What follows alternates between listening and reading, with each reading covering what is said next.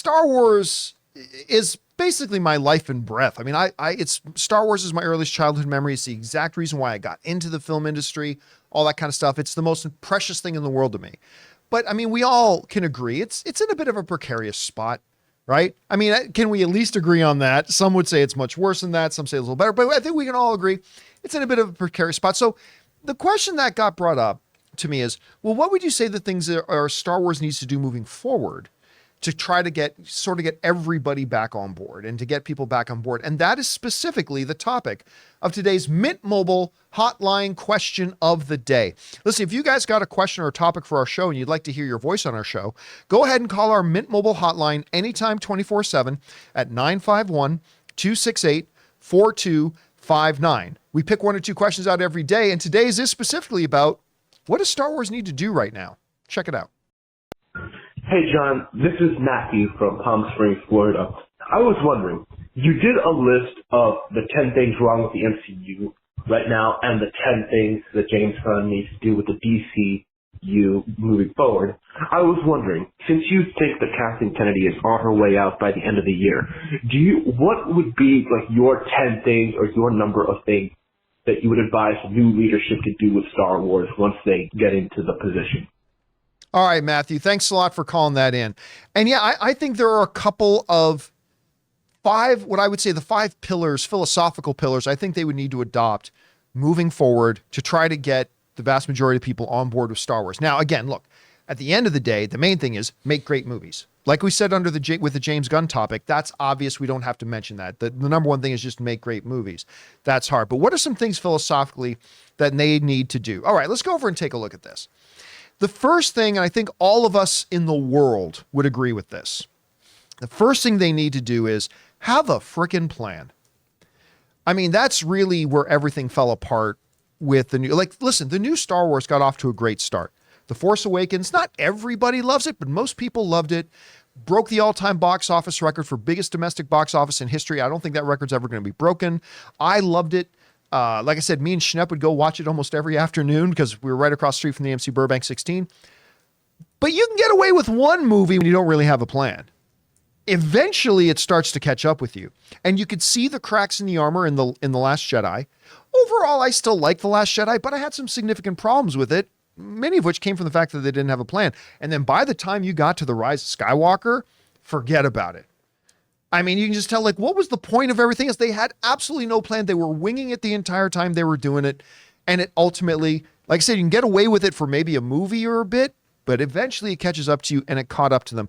They need to have a good concrete plan that has some flexibility built into it. Yes, a little bit of flexibility, but at least know where you're going.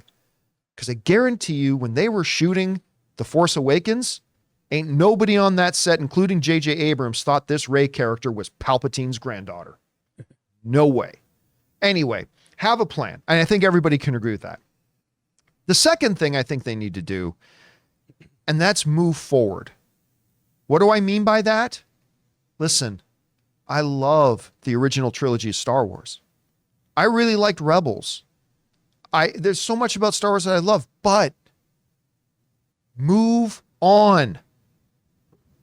Not everything has to. Let's look at a movie about young Lando. Let's look at a movie about young Han. Ooh, what happens with blah, blah. I'm not saying that some of that stuff hasn't worked. Of course it has. But you got to stop living in the past if you're Star Wars. It's time to move the universe of Star Wars forward. Tell new stories with new characters and new corners of the galaxy. This is a big, vast, rich playground that George Lucas created. And the real genius of George Lucas's creation was the fact that you don't have to just stick with the same couple of characters in a universe that's occupied by billions of trillions of beings. Move the story forward. Quit reaching back. If you don't grow, you die.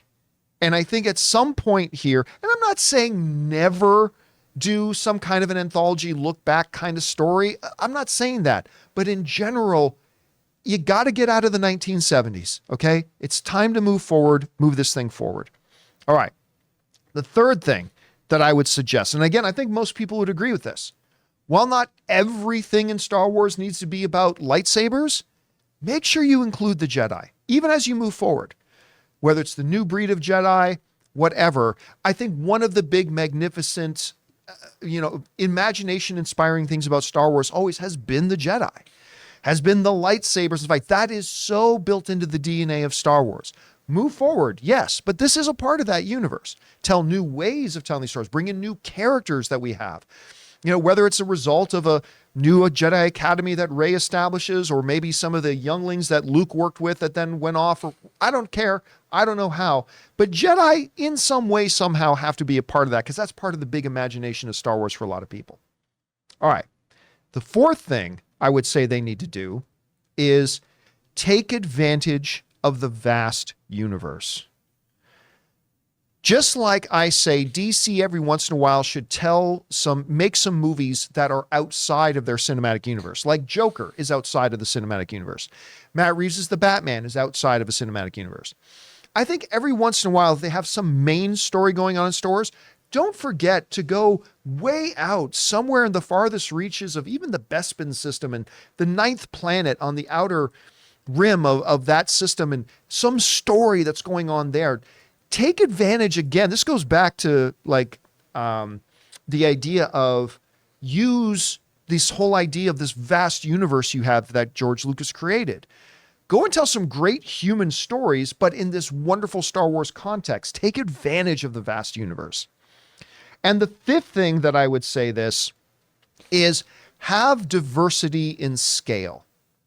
Now, what I mean by that is you're going to want to have some big epic scale stuff, things where the galactic peace is in the balance, where you have armada fleets fighting other armada fleets, a 1,000 Jedi strong army going off to fight the Uzang Vong or the new remnants, the new iteration of the Sith, or whatever it is. You're going to want to have big giant stuff on scale, yes, but don't forget to tell smaller stories too.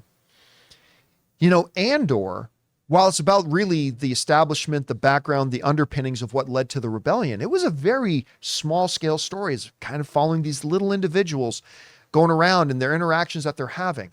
Tell these big, grand, epic stories, yes, but don't forget to tell these smaller stories that can be even richer than the grand scale things. So I would say, if I was sitting down with whoever the next president of Lucasfilm was going to be, and they asked for me for 5 pieces of philosophy to bring into developing new movies, I would say this. Number 1, have a plan. Number 2, move Star Wars forward. Number 3, don't make it just about Jedi, but make sure you do include Jedi. Number 4, take advantage of the vast universe. And number 5, make sure you constantly have diversity in scale. So that's what I would suggest that Star Wars, from a philosophical point of view, needs to do. Guys, we want to take a second to thank a sponsor of today's video, Mint Mobile. Signing your life away to a big wireless provider is kind of like being trapped on a roller coaster from hell. Sure, it looks like fun at first. They probably even threw in a free phone, but now you can't get off. Month after month of insane bills and unexpected thrills, like overages and surprise fees. If that sounds like your current big wireless plan, it's time to get off the ride with Mint Mobile. For a limited time, wireless plans from Mint Mobile are just $15 a month. That's unlimited talk, text, and data for just $15 a month. You guys know before I came to Mint Mobile, I was paying triple what I am paying now on the standard big wireless plan, and I will never go back. All plans come with unlimited talk, text, and high-speed data delivered on the nation's largest 5G network. Use your own phone with any Mint Mobile plan and bring your phone number along with all your existing contacts. To get your new unlimited wireless plan for just $15 a month and get the plan shipped right to your door for free, go to mintmobile.com/Campea. That's mintmobile.com/Campea. Cut your wireless bill to just $15 a month at mintmobile.com/Campea. Chris, you heard my list. If you're sitting down with lunch with whoever the new president of Lucasfilm is and says, what are some things we need to keep in mind moving forward to make this work? Are any of my things stand out to you? Do you have some others? What would you say? Yeah, for sure. I mean, it's a galaxy far, far away. A whole ass galaxy. Whole ass. A whole ass one. Why are we always in the same kind of solar system? Why are we constantly working with the same planets and same people is my issue. You know, Tatooine is focused on a lot for something that's the dimmest star, essentially, right? There's a bright center of the galaxy. We're the farthest thing planet away from it. It's not that. And yet we're so always there because of the Skywalker of it all, right? And when I say Dickensian, I mean because every character is interconnected, typically, within the Star Wars universe and within the mythos. And that is interesting in some stories, not in all of them. Making Rey related to Palpatine completely diminished her story because there was this great thing being set up, whether you like it or not, I think this was a good thing, of the Force wasn't this familial lineage bloodline thing. It never had been And in it all hadn't the been history before, of Star Wars. Yeah. right? And it was bringing back anyone. An orphan in the desert who has been sold into slavery can have the Force within them. This girl who is a scavenger on a planet can have the Force within her. This boy who is on some other gambling Sweeping planet the can grab his stalls. broom that way. Yep. I got so excited about that moment of, yes, that's the Force. Yeah. It picks randomly. It isn't about who your parents are necessarily. That's great when, you know, we see the Jedi babies popping up. That's fun. But anyone could have the Force, right? And I thought that was a much more interesting story of being called to this, having this power, and then deciding what you do with it from there. Not because of your family ties or your last name or whatever you pick your last name to be for that matter, but because of something within you that you have no control over and you learn to harness. Well, Daisy Ridley herself in an interview pointed out that J.J. Abrams on set of the first movie specifically said to her, she's no one. Yeah. And then all of a sudden we get to the last movie and she's Palpatine somehow. The Emperor's returned. No one was so much more interesting because you as an audience member can relate to it so much more. It's why you can relate to Luke Skywalker because for the most part, most of us in some way are that kid in a town that they don't want to be in, that they think they could be greater than, that they could do something more than if they just got the chance. And that's something that draws you in as the audience and you can relate to. And then the other thing of this, too, is Star Wars, fundamentally, Lucas made it so things could move backwards and forwards in time. And we're starting to get some of that, right, with going back and seeing how the Jedi Order was formed. But with that, too, move backwards and forwards in time and take that kind of Elseworlds approach. Yes, you can talk about how the Republic has been affecting things. Yes, you can talk about different wars and things. But you don't have to have everyone know each other. And you can have things happen on other planets that are completely removed from the saga of the Jedi and the Sith and just deal with interplanetary issues. Well, that's part of the reason why I loved the idea of doing Old Republic. Because even, well, John, that's in the past. Yes, it's in the past, but it's still moving forward because you're going back tens of thousands of years. So you are completely disconnected really from the events of the Star Wars trilogy and all that kind of stuff. You're having all new characters that really you can do anything because so much time separates the Old Republic from the time of the modern movies that anything you do in that series of movies is consequence free when it comes to the events of the modern movies, right? And so you can still move forward by telling things in the Old Republic, just maybe not the High Republic, which is only like 30 or 40 or 70 years earlier, where, okay, well now you're good. And remember High Republic, Yoda is a part of the High Republic. It's like, come on guys, let's get out of all the characters we already know. Let's do something new and fresh. Is there an aspect that you think they can that they are doing well in, that you don't like? For me, the introduction of new creatures has been it's always cool to me, like animals and stuff like that. I think they do a great job. They're always in the same sandy place. You know what I mean? It's always in a desert somewhere. But we get a new creature. I think they need to go other places for me, at least. I agree. I mean, it's been a joke for a very long time that every planet in Star Wars is a one environment planet. It's either a jungle planet, a desert planet, a snow planet, or a city planet. Like that was the joke for a long time, and right? It's empty, and there's no population. It's like there has to be a city with a bunch of people we can visit. They have that as well. They do work that stuff in there as well. But yeah, and here's one of the big things too about like the Star Wars sequels was that there was never any explanation about how did we get from the events of Return of the Jedi to where we are with the events of The Force Awakens. Okay, we're just told the First Order is here. Great. We never got any indication. Where the hell did this First Order come from?